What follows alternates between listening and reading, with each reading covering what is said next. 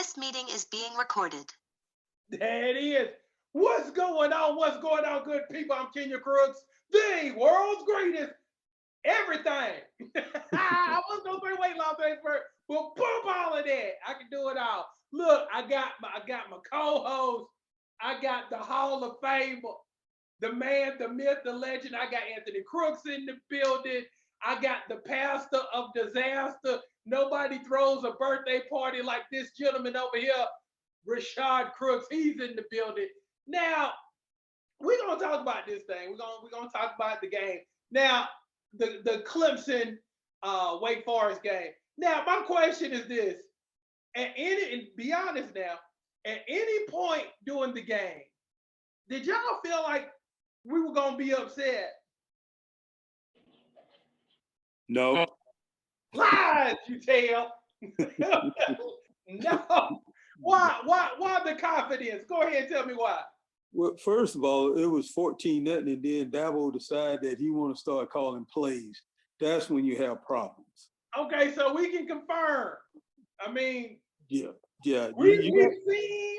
We seen the little play sheet over his mouth, just like this. Like we don't know what he doing, so we can confirm that he is calling the plays. Correct. Yeah. Especially when the plays turn into bubble screens and delay plays to Shipley, Dabo calling that play. Okay, so those are the things to look for whenever you know he's doing the play calling. Absolutely. How about you, Rashad? Were you ever nervous? Yes, I feel when they got 28-20 and then we had to punt the ball. I got a little worried because it seemed like it got to the point like we wasn't gonna be able to stop their offense. Right. The offense had to punt some, so yeah, I got a little worried. Okay. Now, you've always been a DJ advocate. Now, how impressed were you with him? And tell me what were some of the differences you saw from last week in terms of his mechanics, his confidence, and things of that nature that maybe he didn't have in prior weeks? You want the truth? Yes. Yeah, the receivers caught the ball. Okay. DJ always been on point. I mean, he just having really, I mean, the guy could play the game. It's just the fact is that with the receivers catching the ball, it may done a lot better putting them in situations 3rd and 4 and 3rd and 2 instead of 3rd and 12. I mean, obvious passing downs. Yeah. So when you have guys making plays like that, it's easier for him to relax and do what he has to do. But they put up over 45 points. That's for a guy that's struggling or supposedly be struggling. It just don't happen overnight. Okay, Rashad, tell me your thoughts on DJ. Oh, very impressed. Uncle Anthony made a good point. He had been making those throws, especially in the Georgia Tech game. There was a lot of drops where he was making those tight throws. He played with confidence, made great decisions. Very for him. Well, like Uncle Anthony said, he's been making those throws this season, and just the balls have been dropped. But this past Saturday, they were caught. So that's good. Because he was threading the needle, man. Yeah. I mean, he was throwing that thing. Now, Rashad, I'm going to open up with you on this one. Did you expect our defense to give up that many points in a ball game? Well, my prediction was 38-27. I expect our defense to play better than it was. I know that Wake Forest has some very talented receivers and an explosive offense, so I know we weren't going to shut them down or anything, but I thought the defense was going to play better than what they did. How about you, Art? Well, Kenya, as wide receivers, when you see them guys in man coverage trying to come up and bump and run you down the field, you just get the biggest. You know what? I could not understand that. Okay, when I played, when Charlie Harbison was the DB coach, we might have tried that one time, but let somebody get burnt one time. First off, the head, he's crossing the head, on the earth. What did Rashad do? He done did something. Hold on. I think Rashad done killed something. Okay, Okay. there you go. You didn't hit something. Okay, look, you done gone dark on the look at it. So it's kind of like he would throw the hat down and then you wouldn't do bump and run anymore. But Yeah. we kept going to it. And I didn't understand that. It's like, okay, you see it does not work. Why not just play zone or just play 3D Yeah. or Yeah. cover two man? Yeah. I mean, and those guys. Run on the island, I didn't understand. Yeah, those guys being seniors and you playing against freshmen, you smiling the whole game. And the only thing the quarterback going to do is throw a jump ball because Yeah. he knows, first of all, he knows those guys not going to be physical enough to hold them back on the Right. line of scrimmage. So they sit there and basically he had 4 to 5 seconds to throw a jump ball. And man, Clemson DBs was getting so frustrated, and why should they stop doing what they was doing best? Right. So is it easy to say that maybe the word is out that our secondary is kind of suspect? I agree with that. We lost two guys to the NFL last year. Okay. So regroup, and we're young. A couple of those guys that were playing 23 and 10, they true freshmen. And Okay. so, we're young in that position. We had some people that was out. I don't know how much of a difference they would have made, but I was high on Nate Wiggins. Okay. Wiggins Now really, what happened to brother Nate? he didn't have a good game. I was waiting on that. So, but the key thing was eventually they got help from the safety in the fourth quarter and overtime, and eventually that slow Wake Forest down. But in the past, Venables ran man coverage with guys like AJ Terrell and Trayvon Mullins. Those guys are very talented, but Right. we're not at that level. So keep those safeties deep. Now, is this something that we can expect to see for the rest of the year because we have North Carolina State this week? So, do you think we're going to see track meets every week? I would say you got to have capabilities of a passing quarterback and receivers that can catch. I don't think a lot of that combo is going to work, but also the defensive line have to play a lot better. Okay. They took a vacation this week, Okay. but the options are, I mean, if you're going to put pressure on the ball, well, your linebacker's going to have to get to him. You can't put pressure on the ball and then all of a sudden they don't get to him because you're leaving your corners on an island out there. So Now, did Wake Forest also expose the lack of depth that we have on defensive line in terms of if you're constantly boom, boom, boom, throwing the ball down the field, those guys will run out of gas and maybe our second team isn't as deep as we're used to? Well, we're loaded at the defensive tackle position. The defensive ends, there's a lot of guys that were 5-star recruits, but they haven't lived up to the hype. They Okay. still missing Xavier Thomas. But them guys got to prove themselves. Miles Murphy, KJ Henry. All those guys are 5-star recruits, but they haven't lived up to the hype yet. So, I would like to see them live. I just kind of like DJ. I want to see DJ succeed. He come in here highly recruited. He's playing better, so I want to see those guys do better. But we got to get a better pass rush. Okay. Because it seems like our run defense is solid. It seems like there's no issue there, but it seems like whenever they start getting ready to throw the ball, that the D line kind of gets tired on us. well, yeah, I mean, and that's kudos to the offensive coordinator on the opposite team. Right. He see the weakness of the defense, and they expose it, which they're Yeah. supposed to do. But what our defense have to do is not let, Superman Kryptonite become an option on their side of the ball and that's by doing what they do best.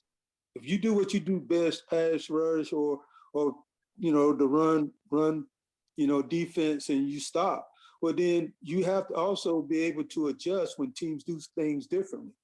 And that's Right. the problem. Clemson doesn't adjust well.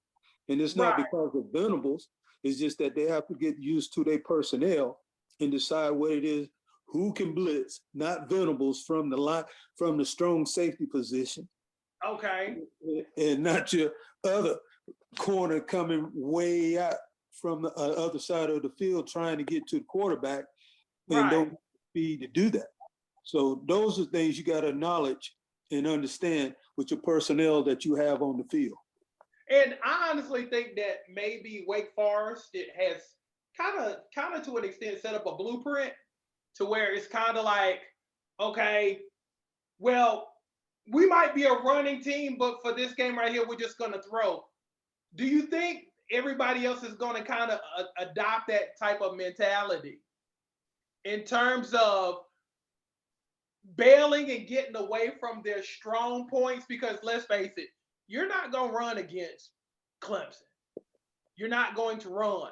So even if I'm not used to passing, do you think a lot of people just going to abandon that run first mentality if that's what they're normally used to doing when our DBs are suspect? You think that's what somebody like, okay, let's say for instance, Florida State, they seem kind of balanced. Do you think that they're just gonna gun it 50 times, throw the ball down the field 50 times just because they know that that's our kryptonite? That's where we're at our worst. Well, you got to understand, first of all, you got to have the offensive line to pass. Right. And some of those teams, like Florida State, I don't think they have the personnel on the offensive line to pass every down because they're used to having a run game. Right. NC State probably, they have good receivers. Right, they really do. And their quarterback is very talented. So they're capable of putting the ball in the air with some success. Okay. But at some time, Clemson offense put up 45 points. So then you get into the shootout part of it. That's what I'm saying, because it seems like that might be the trend for the rest of the year for those high octane offenses that we face. But do we miss Venables a little bit? A lot. Yes or no? Huh? A lot. One of the key things that a lot of people don't even realize is just Brett Venables' intensity, how intensive a coach he was. Right. And he's getting his players motivated, also getting their attention. Wes Goodwin really doesn't strike me as that type of guy that's being intense or, being vocal. So I think that element is really missed. So who needs to step up this week, do you feel like, in order for us to win this week, both on offense and on defense? Who needs to step up?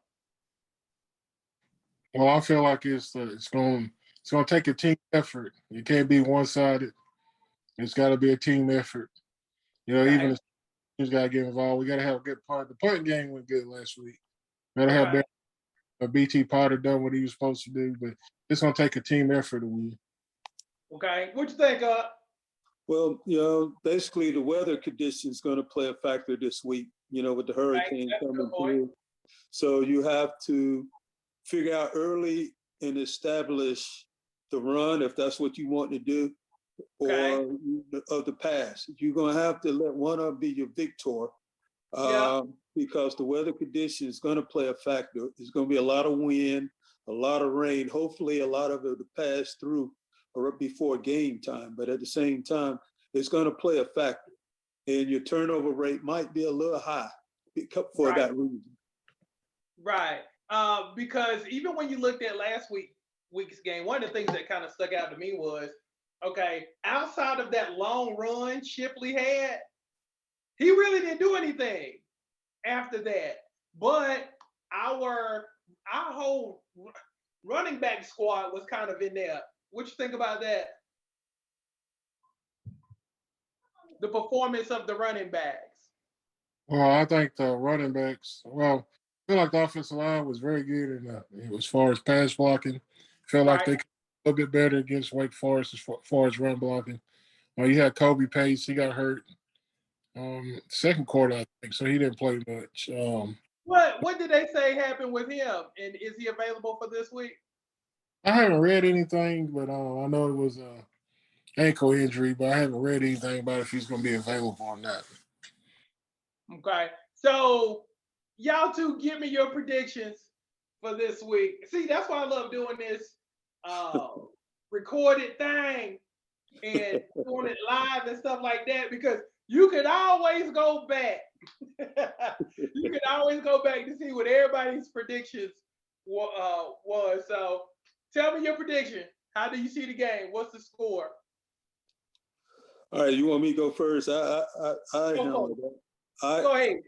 I go 28-14 Clemson. Okay. What about you, Rashad? Hmm. And we factor in now. We factoring in the weather and the field conditions. Yes. Okay. I am. Okay. Clemson hasn't lost a game at home since 2016. And Okay. before that, they haven't lost a home game since 2013. So, only one loss in the past 10 years or 10 Okay. seasons. That's good. So with Clemson, I'm having a hard time, especially with the weather factor, trying to come up with a score. But I will say 27-20. Ooh. And Look, and will y'all be in attendance at the game? No, Kenya, what's your prediction?